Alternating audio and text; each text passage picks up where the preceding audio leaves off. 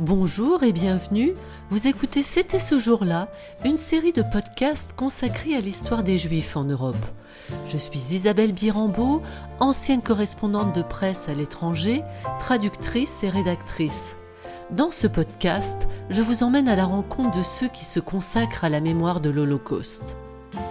Aujourd'hui, j'ai rendez-vous à Paris avec Martin Carnoy, qui est professeur d'économie à l'université américaine de Stanford.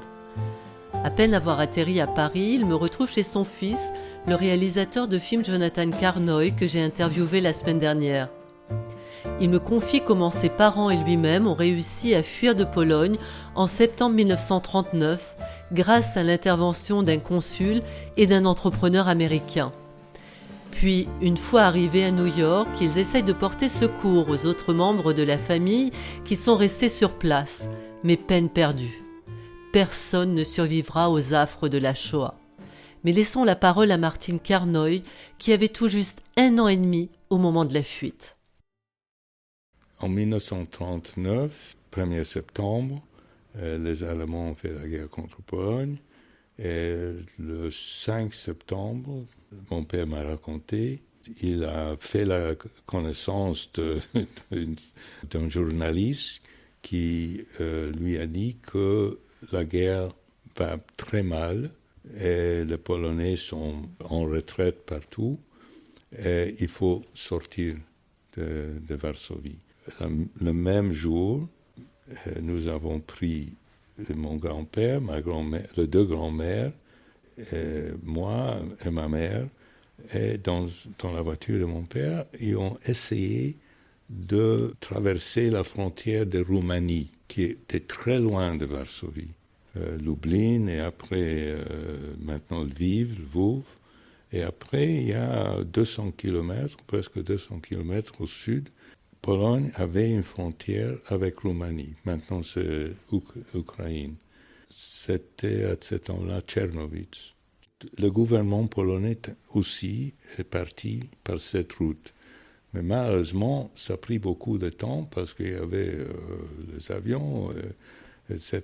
Et finalement, les Russes sont arrivés, l'armée russe, le 17 septembre. Tout le monde, tous les Polonais pensaient que les Russes viennent pour soutenir les Polonais contre les Allemands. Ils ont fait ce pacte secret avec les Allemands de prendre la moitié, le tiers de la Pologne. En tout cas, on était avec les Russes, on est rentré à Lvov, avec toute cette partie de la famille, même ma tante, la sœur de ma mère, et son mari. C'était à Lvov. Et c'était les Russes. Il n'y a pas de menace aux Juifs, rien du tout. Mais très difficile de vivre. Pas beaucoup à manger, etc. Et les Russes, peu à peu, ils ont forcé beaucoup de monde à aller en Sibérie. Mon père a eu la chance d'avoir une entreprise à Varsovie de publicité. C'était la plus grande agence de publicité en Pologne, mais c'était très petite. En fait, 15 employés, beaucoup de la famille inclus. Mais en tout cas, il avait le compte, la campagne de publicité pour Palmolive, pour Ford aussi, mais pour Palmolive, c'était la chose importante. Et il a fait la connaissance à Lvov au consul américain de Moscou qui est arrivé pour aider les Américains qui étaient en Pologne pour sortir. Et il a fait des choses pour lui, je suis sûr, le marché noir, etc. Et mon père parlait anglais. Et ils sont devenus amis. Et le consul n'avait pas le droit d'aider les Polonais, seulement les Américains. Mais il a écrit après qu'il a fait une exception pour mon père, un autre Polonais aussi. Et il nous a aidés, un ami de Palmolive, qui après était vice-président de Palmolive, qui travaillait avec mon père sur la publicité pour la compagnie, il arrangeait un visa à Cuba pour nous par New York. Mais le visa était en Suède. Pas possible d'envoyer le visa en Pologne, mais ils ont avisé au consul américain que le visa est en Suède. Et pour ça, ce consul a décidé nous aider. Si on pouvait arriver en Lituanie, une fois qu'on était là, parce que Lituanie était toujours indépendante à ce temps-là, c'était février 40, on pouvait avoir un passeport pour mon père arrangé pour le consul anglais. C'est entre consuls, on a arrangé ça. Pour ça, avec l'aide de ce consul américain, on a pris le train, point plus proche à Lituanie, et on a traversé, c'était février 40, c'était la neige, moins 40 degrés avec les chevaux, etc. Et on était dénoncé naturellement par les paysans polonais, mais heureusement aux Lituaniens, non pas aux Russes. Grande différence. Et la police lituanienne nous a pris. Et on était dans la maison du capitaine de police et mon père jouait cartes avec lui tout le temps et perdait constamment la fourrure, la montre, etc., l'argent, $400. L'avocat de mon père était à Kovno. Il a échappé à Lituanie, de Varsovie, et il a arrangé de $400 pour payer la police. Et on était en Lituanie, et après à Riga, on a pris l'avion de Riga à Stockholm. Tout d'un coup, on était dans le club royal automobile de la Suède, Royal Automobile Club, qui est à côté, même maintenant, à côté de le Grand Hôtel à Stockholm. Je crois que 3-4 jours après notre arrivée en Suède, les Allemands ont envahi Danemark et la Norvège le 9 avril. Et tout le monde pensait qu'ils ont même envahi en Suède. Mais ils n'ont pas. Ils ont fait un accord avec le roi qui était très pro-Hitler. Et ils ont fait un accord, ils n'ont pas envahi. Et on avait, je crois, un navire de Gothenburg à New York. Le 10 ou le 11 avril, ce n'était pas possible.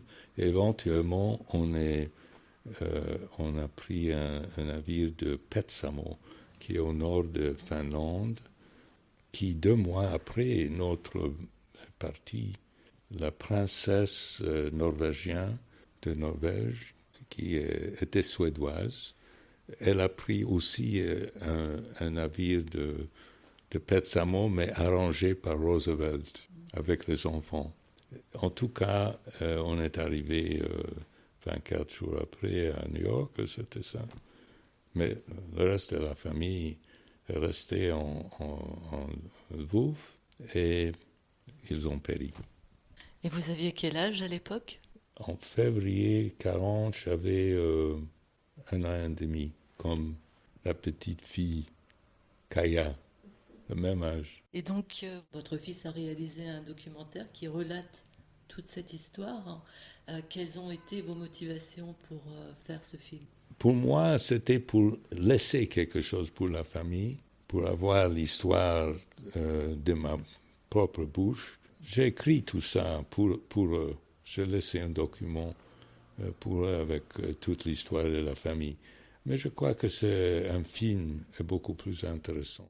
J'étais très étonné par la qualité du film parce que ils ont fait le film pour un prix très très très bas.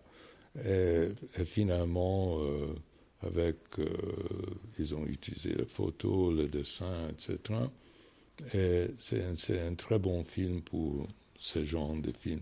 Et je crois que pour la famille, c'est fantastique d'avoir quelque chose comme ça.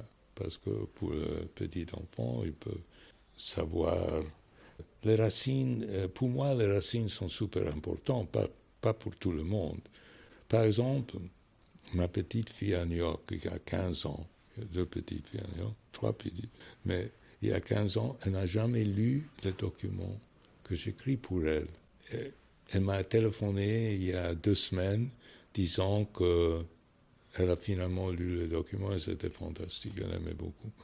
Pour ça, je crois que c'était la raison pour faire le film. Mais en fait, parce qu'ils ont fait un très bon film, peut-être c'est intéressant pour les autres aussi. Et ce passé qui est quand même assez lourd à porter, puisqu'une partie de la famille n'a pas survécu. Vos parents ont pu échapper à l'Holocauste, mais tout le reste de la famille est mort dans les camps, d'après ce que j'ai compris. Pas les camps. Ils n'étaient pas dans les camps, comme je comprends. C'est très compliqué ce qui a passé après, parce que, comme vous savez, le 21 juin, les Allemands ont envahi l'Union soviétique et ils ont pris Lviv très vite, parce que c'était très proche. Et finalement, c'était intéressant parce que j'ai les lettres aussi. J'ai un livre de lettres que j'ai publié moi-même. Et j'ai traduit toutes les lettres, 50 lettres.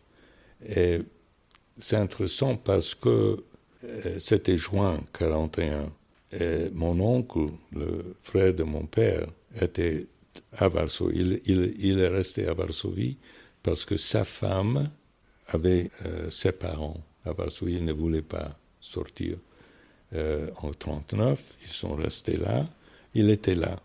Il était caché sur le papier fausse. Et il a arrangé pour quelqu'un d'aller à Lviv et récupérer la sœur de ma mère et son mari et les 2 grands-mères. Et ils sont rentrés à Varsovie parce qu'ils voulaient être ensemble. Et c'était 1941, c'était avant la grande déportation de Juifs de Varsovie. Mais les conditions étaient très mauvaises à Varsovie. Mais il n'était pas dans le ghetto.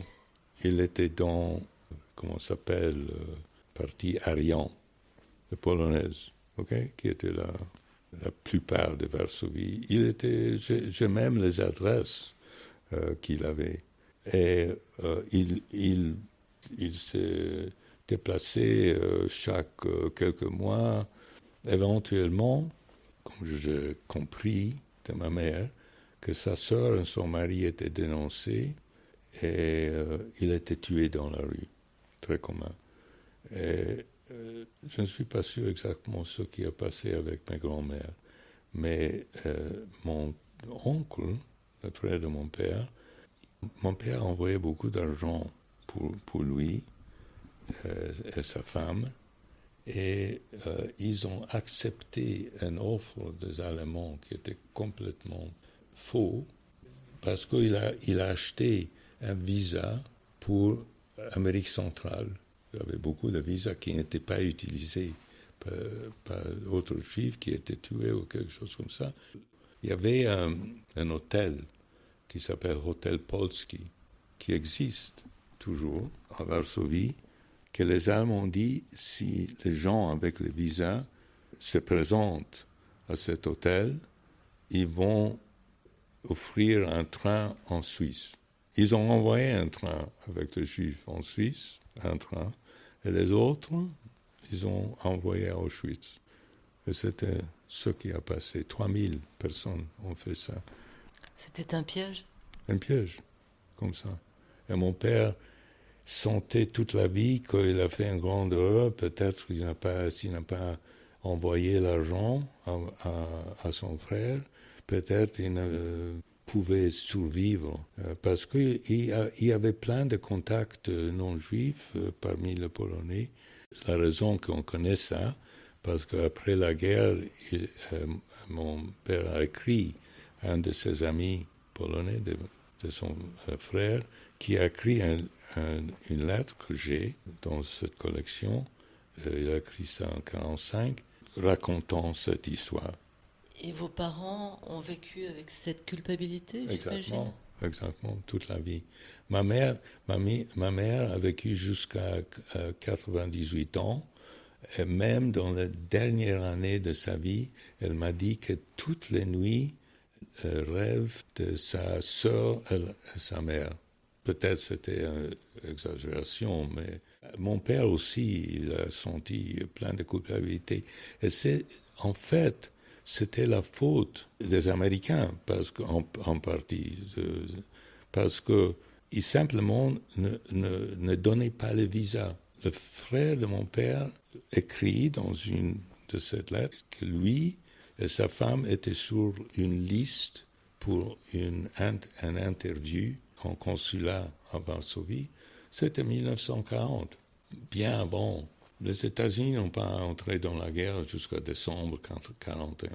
Il y avait des relations avec les Allemands officielles. Pour ça, ils pouvaient faire sortir, même de la Pologne, des gens avec le visa américain. Ils ne donnaient pas. Il y avait des interviews, ils ne donnaient pas le visa. Et à l'époque, il y avait des rumeurs. Comment est-ce que vos parents vous ont raconté des choses à ce sujet? Apparemment, parce qu'il s'est caché. Il s'est caché. Okay? L'idée était pas entrer dans le ghetto. Il savait que les conditions dans le ghetto étaient horribles. Je crois que les dernières lettres sont le début de 1943. Mon oncle se présentait avec sa femme en juillet 1943. Je ne sais pas quand mes grands-mères étaient pris par les Allemands, mais j'imagine que c'était 1943. Même une année après les grandes déportations. Il cherchait les Juifs parmi.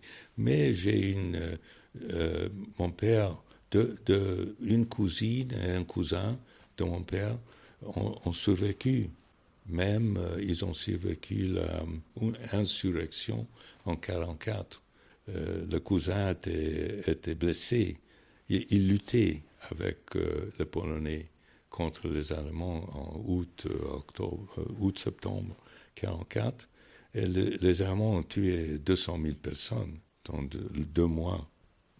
Et ma cousine, le cousin, tout le monde devait sortir de Varsovie. Les Allemands ont pris toute la population en Allemagne. Vous parliez avant de la culpabilité qu'éprouvaient vos parents. Est-ce que du fait de cette culpabilité, vous en parlez beaucoup? Oui, ils m'ont raconté beaucoup de choses. Il y a des familles qui n'ont pas discuté, les survivants qui ne voulaient pas discuter. J'avais un très bon ami ici à Paris, qui était dans un convoi à Auschwitz. Il a finalement, après 50 ans, il a écrit un très bon livre sur 18 mois à Auschwitz et après, à Buchenwald. Il a survécu la sortie de cette marche à Gleiwitz, en Pologne, 50 km, en janvier 1945. Il a écrit un très bon livre. Et il ne voulait pas discuter pendant tout ce temps avec moi, qui je connaissais bien toute cette histoire, mais il ne voulait pas discuter. Même à certains moments, il a fait la connaissance d'un autre juif, Robert Frances, qui est aussi il a écrit un livre plus sur la rentrée en France, parce que les gens ne voulaient pas entendre tout ça. C'était un très bon livre aussi. Et finalement, après 50 ans, il commençait de parler de ça, mais il y a beaucoup de gens qui ne discutaient pas. Dans ma famille, je pouvais questionner, ils ont répondu. Mon père m'a dit qu'il se sentait très, très, très coupable. Il a écrit, en fait, une partie d'un livre sur comment nous avons échappé. Et il a dit une chose très importante. Il a dit, en anglais, il a dit, tout le monde dit que you were lucky. Il dit, I wasn't lucky, I just escaped. C'est un résumé très bien de comment il pensait de tout ça. Il se sentait horrible qu'il a laissé la famille. Mais je comprends qu'il mes parents pensaient, une fois aux États-Unis, qu'ils pouvaient arranger le visa pour la famille. Et c'était impossible. J'ai des lettres après 1941, même par Brésil, par Argentine. Ils ont essayé tout. Il y avait des gens qui ont réussi à faire ça, mais c'était très difficile. Et donc, ces lettres, vous les avez conservées et elles se sont arrêtées à quelle époque? 43. Début, le premier mois de 1943. Et vos parents, quand ces lettres se sont arrêtées, ils s'inquiétaient, j'imagine. L'histoire des lettres est très intéressante parce que je ne savais rien de ces lettres.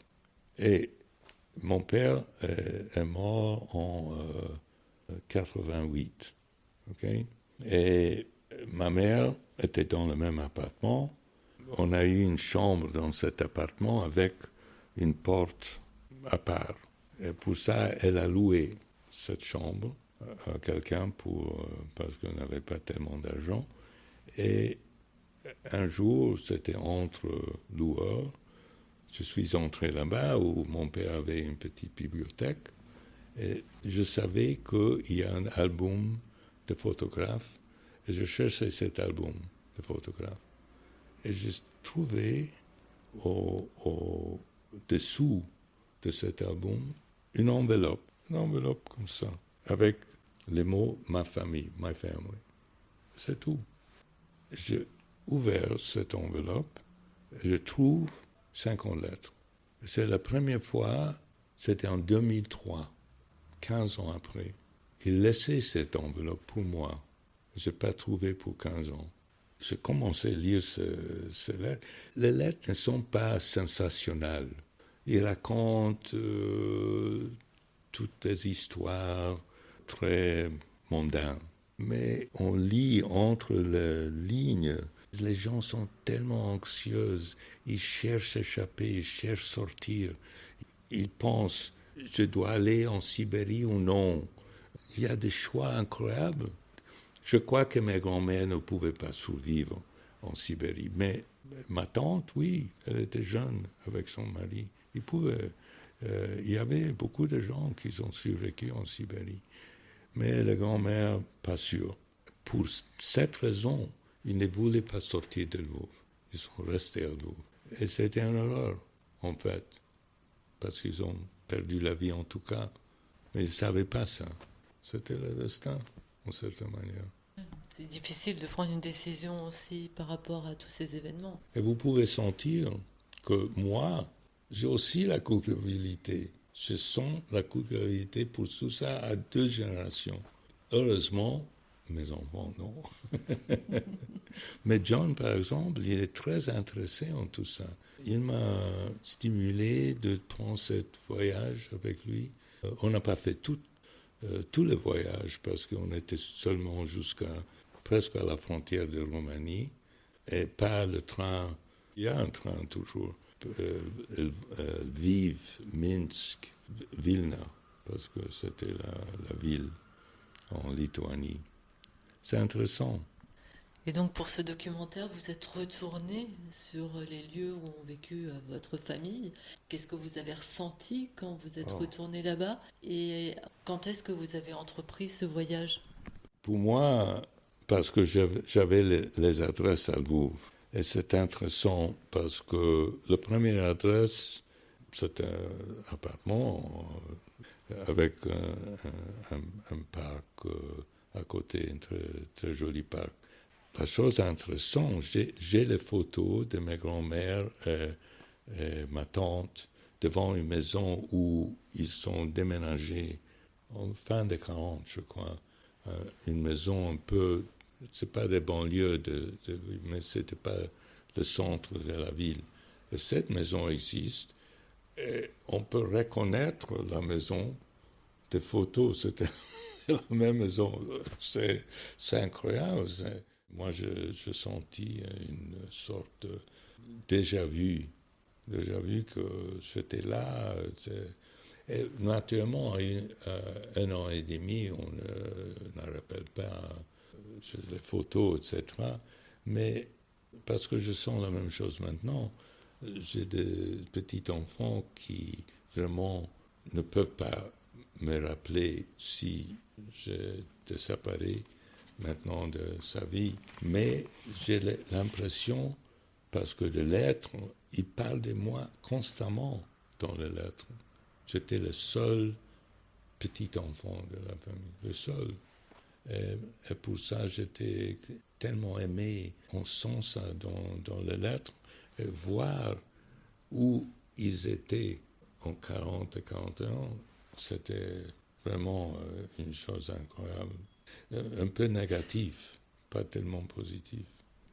Une vie perdue. En fait, vous avez aussi cette culpabilité. Je sens la culpabilité de mes parents. Je sens que après, mon père a eu beaucoup de succès dans sa vie. Et ils ont vécu très bien aux États-Unis pendant une année. Il avait une vie longue, etc. Mais je sais que c'était comme un poids sur eux. Ils ne pouvaient pas sortir de ça. C'est dans les eaux. Ils ne contrôlaient pas quelque chose tellement important pour eux. La famille était tellement importante pour eux. Et cet homme qui a aidé votre famille à se sauver, est-ce que votre papa a gardé des contacts avec lui? Il y a deux personnes. C'était la personne à New York, de Palmolive, oui. Même jusqu'au mort. Et même ma mère était en contact avec sa femme aussi, même dans les années 2000. Ils avaient une correspondance avec elle. Donc, il y avait deux hommes, c'est-à-dire vous avez le gérant de Palmolive et le consul américain, c'est Oui, ça? le consul américain aussi, ils ont eu le contact. Je me rappelle bien, il éventuellement, dans les années 50, il est devenu très bien connu parce qu'il était le consul à Pékin quand les communistes ont pris le pouvoir et il a refusé de sortir et il a été emprisonné par par le Chinois à Mandchourie. Non, il est devenu très, très bien connu, mais éventuellement, ils ont pris la retraite en Espagne et en 1957, on a fait une visite. Ils étaient à Valencia, je crois. Et ils ont eu, c'est très intéressant, parce que ma mère leur a donné l'ensemble de thé en argent qu'elle avait apparemment apporté ça à Lvov.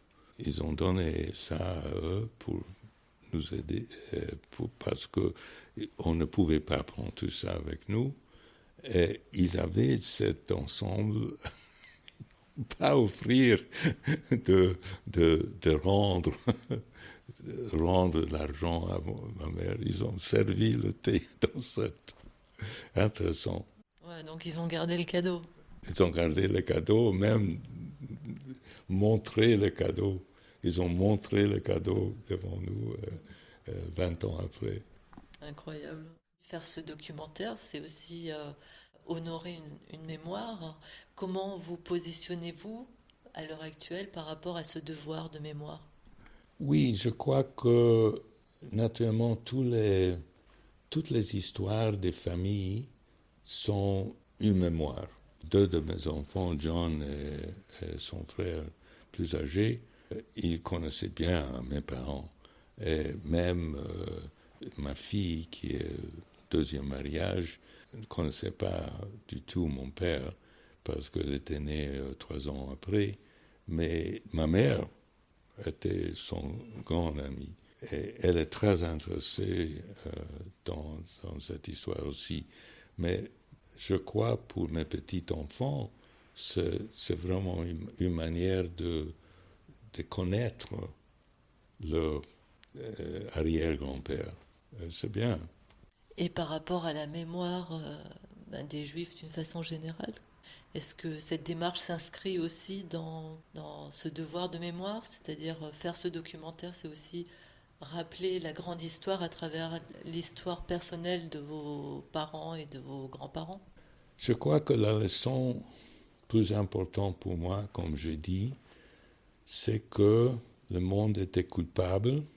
Naturellement, les Allemands étaient vraiment coupables de tout ça, mais le monde était aussi coupable parce que, par exemple, ma famille pouvait être sauvée facilement parce qu'ils avaient l'argent, elle était bien placée pour sortir de la Pologne, avec une petite aide du reste du monde, facile.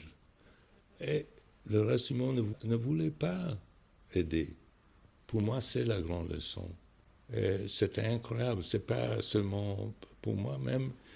Par exemple, j'ai entendu maintenant des chiffres que deux tiers des Allemands juifs, en 1938, ils sont sortis de l'Allemagne. Ils étaient en France, en Belgique, pas aux États-Unis nécessairement, mais dans d'autres pays d'Europe. Et il était tué après. Même après, il avait la possibilité de sortir de l'Allemagne, mais pas de l'Europe. Naturellement, ceux qui sont arrivés en Angleterre. Ils avaient la chance, quelques-uns en Suède, etc. Mais la plupart, ils ne pouvaient pas éviter la guerre parce que la guerre est arrivée à eux. Mais c'est incroyable. Et pour moi, par exemple, les exemples de Syriens, ils ne pouvaient pas vivre en Syrie. C'était tellement dangereux. Et le monde ne voulait pas accepter les gens. Mais mieux que dans les années 30 et 40, mais en tout cas, il y avait beaucoup de résistance, parce qu'ils ne sont pas exactement comme eux. Ils sont humains, mais pas exactement humains. Et c'était la même chose avec les Juifs. Pour moi, c'est la grande leçon. C'est une histoire intéressante, notre histoire, mais je crois que le fait que j'ai les lettres, que j'ai la preuve qu'il voulait sortir, il pouvait sortir avec un peu d'assistance du reste du monde, mais il ne pouvait pas. Et c'est quoi la grande leçon dont vous parlez? C'est quoi pour vous, pour résumer cette grande leçon? La grande leçon est pour moi que quand il y a des gens fous dans le monde, il y a toujours, ils prennent le pouvoir, ils font des bêtises, ils sont soutenus par leur population. On a maintenant le cas aux États-Unis. Il faut aider les gens qui sont soumis à leur stupidité, à leur haine. Et c'est la politique parce que, en fait, pour Hitler, c'était une forme de contrôler les Allemands, d'achever le pouvoir, et de culpabiliser les Juifs. Je ne sais pas pourquoi le monde n'apprécie pas qu'ils sont utilisés pour le pouvoir, que le dictateur, etc., il force les gens de culpabiliser quelqu'un pour leurs problèmes. Et c'est très, très facile de faire ça. Et le résultat est toujours mauvais. Toujours mauvais. Oui, c'est sûr. Quand vos parents arrivent aux États-Unis, ils connaissent personne. Comment ils ont réussi à se débrouiller? C'est pas complètement vrai. C'est pas complètement vrai. Ma mère avait deux oncles aux États-Unis qui sont émigrés en 1912 et 1914. C'est très intéressant. Il n'était pas tellement facile de les trouver parce qu'ils changeaient les noms. C'est le problème. Mais en tout cas, en quelques mois, ils ont trouvé les deux oncles. Mais un oncle ne voulait pas aider. Il avait peur que nous demanderons l'argent de lui. Il a simplement... Il a fait une réunion avec ma mère, je crois, mon père, et après, rien. Et l'autre oncle était complètement pauvre, il était un vrai ouvrier, il était gentil, tellement gentil, et on a eu des relations avec lui jusqu'à sa mort en 1975, je crois. Il était fantastique. Et ils ont eu la connexion avec Palmolive. Et Palmolive a aidé beaucoup à mon père de commencer à gagner l'argent parce qu'on est arrivé avec $10 dans la poche. Oui, c'est pas beaucoup. Et donc, votre papa a trouvé du travail chez Palmolive? Pas exactement. Il y avait un programme de radio polonaise. Il a fait la publicité de Palmolive pour ce programme polonais, en polonais. Et mon père était vraiment un type extraordinaire. J'ai vu son document des impôts de 1940. On est arrivé en juillet. 6 mois, il a gagné $5,000. C'est comme $80,000 aujourd'hui. En 6 mois, magnifique. Vous avez très bien se débrouillé. Oui. Il était très... il était un vrai entrepreneur. Il travaillait seul toute la vie, jamais travaillé pour autre personne. En fait, je crois que je suis le premier dans la famille qui travaillait pour une entreprise, une université, parce que les autres ou étaient médecins, ou travaillaient pour une entreprise de famille, ou avaient une entreprise. C'était comme ça. J'ai un grand respect pour mes parents de faire ce qu'ils ont fait. Je ne sais pas si je pouvais faire la même chose et faire les décisions qu'ils ont fait. Je crois qu'il y a beaucoup de gens qui ont échappé. Moi, je connais personnellement, maintenant, ce sont les fils et les filles de gens qui sont échappés, mais je connaissais, quand j'étais jeune, je connaissais beaucoup de monde qui sont échappés par Portugal, par Japon. Il y avait ce type à Lituanie, japonais, qui a donné tous les visas, 10 000 visas aux Juifs pour aller au Japon, de traverser toute la Russie, aller au Japon, rester au Japon jusqu'à... Ils ont eu les visas Australie, éventuellement Australie, au Brésil, etc. Mais c'est intéressant. Une fois qu'on est arrivé au Japon, on avait un avantage parce que les Japonais voulaient faire sortir tout le monde. Pour ça, ils aidaient les Juifs de trouver le visa parce qu'ils ne voulaient pas les garder au Japon. Et si vous aviez un message à communiquer par rapport à toute cette histoire? Être prudent. Non, parce que, je ne sais pas, j'ai toujours senti complètement bien aux États-Unis, etc., parce que les Juifs sont très assimilés là-bas, beaucoup plus même qu'ici. Il y a beaucoup de Juifs qui sont Juifs, mais même ils ne se cachent pas, mais ils ne sont pas activement Juifs. Ils ne déclarent pas qu'ils sont Juifs. Mais nous avons aux États-Unis comme 12 millions, je crois, quelque chose comme ça. Et je crois que maintenant, il y a des questions que la position de beaucoup de gens aux États-Unis vers le juif. Comme j'ai dit à quelques étudiants juifs à un dîner après le 7 octobre, j'ai dit, si vous voulez être juif, il faut être dur. Il faut être dur. Il ne faut pas accepter les insultes, mais en même temps, il ne faut pas être très sensible aux insultes non plus. Heureusement, même, je ne suis pas d'accord avec la politique d'Israël en ce moment, au moins, il y a Israël. Je crois que c'est très important d'avoir un lieu où nous contrôlons la situation. Et je crois que les ennemis d'Israël ne comprennent pas la nécessité d'avoir un pays pour un peuple qui a été menacé pendant 2000 ans.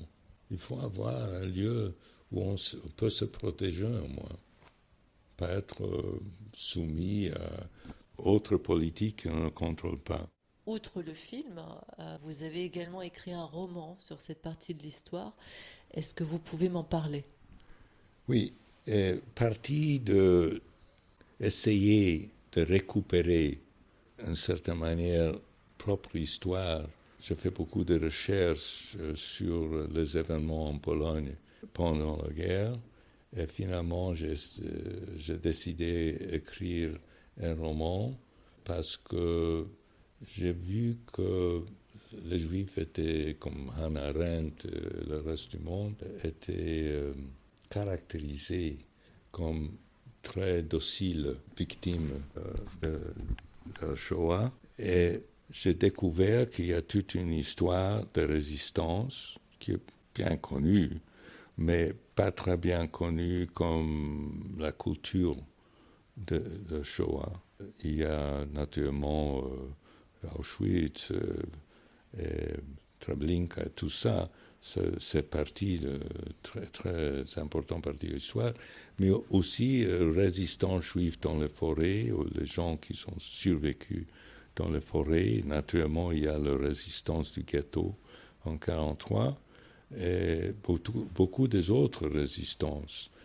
Et c'était très intéressant pour moi parce que je crois que mes parents avaient problème d'identité comme immigrants. Ils voulaient être américains plus que n'importe quoi. Et ils se comportaient comme c'est typiquement d'immigrés aux États-Unis. Ils veulent être plus américains que les Américains. Mais la deuxième génération comme moi, c'est plus compliqué parce que je parle polonais, je parlais polonais toute ma vie. Et j'ai fait ma première visite en Pologne en 1965, après la guerre. Mes parents jamais sont rentrés en Pologne. Mais en tout cas, moi, je voulais rentrer. J'avais des amis polonais, etc. Pas de famille, mais j'ai fait des amis en Pologne, etc. Et je sentais toujours polonais, mais naturellement, être juif polonais est un peu différent qu'être polonais. C'est pas clair exactement pourquoi. C'est pas parce que beaucoup de juifs polonais parlent polonais comme les polonais, peut-être mieux. Mais il y a beaucoup de juifs en Pologne qui ne parlaient pas polonais, ou parlaient très peu de polonais. Ils parlaient yiddish. Et pour ça, il y avait cette séparation des langues, cette séparation qui était volontaire. Ils ne voulaient pas être polonais, ils se considéraient différents. Les polonais est considéré comme polonais, considéré juif très différent. Et pour ça, c'était cette tension. Et pour moi, dans moi-même, je sentais cette tension. Et je voulais m'exprimer sur cette identité dans cette histoire. J'ai pris un jeune juif polonais qui était un jeune bourgeois à 14 ans en 1939, qui a passé la guerre comme tous les juifs essayant de survivre. Et finalement, il était séparé même de ses parents et même de sa sœur, qui était logée dans une ferme près de Lublin. Et lui, il était forcé de sortir de la ferme parce que, comme homme, il était facilement reconnu comme juif par elle. Et il était forcé d'aller dans les forêts avec les partisans, etc. C'est son histoire. Et ça m'a donné une possibilité de discuter dans moi-même cette identité compliquée, parce que je me sens américain, mais en même temps, je me sens européen. Et je me sens juif, mais en même temps, je me sens polonais. Même maintenant, je voyage souvent en Pologne. Et naturellement, c'est très compliqué aussi, parce que ici en France, quand je présentais cette histoire dans les marais, dans une petite...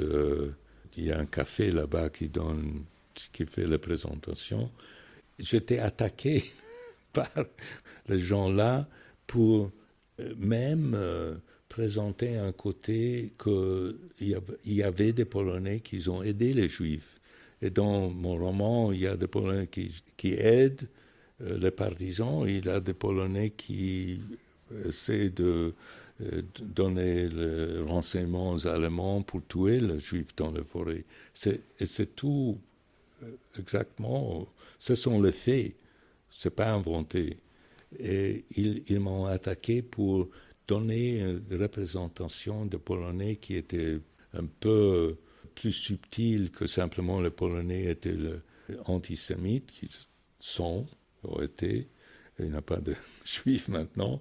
Et c'est très, très intéressant pour moi, cette identification de complexité d'être juif, être autre chose en même temps. C'est la chose que je voulais montrer. Et vous parlez également que vous avez voulu développer la partie de l'identité de résistant, du juif résistant. Est-ce que vous pouvez développer cette idée ?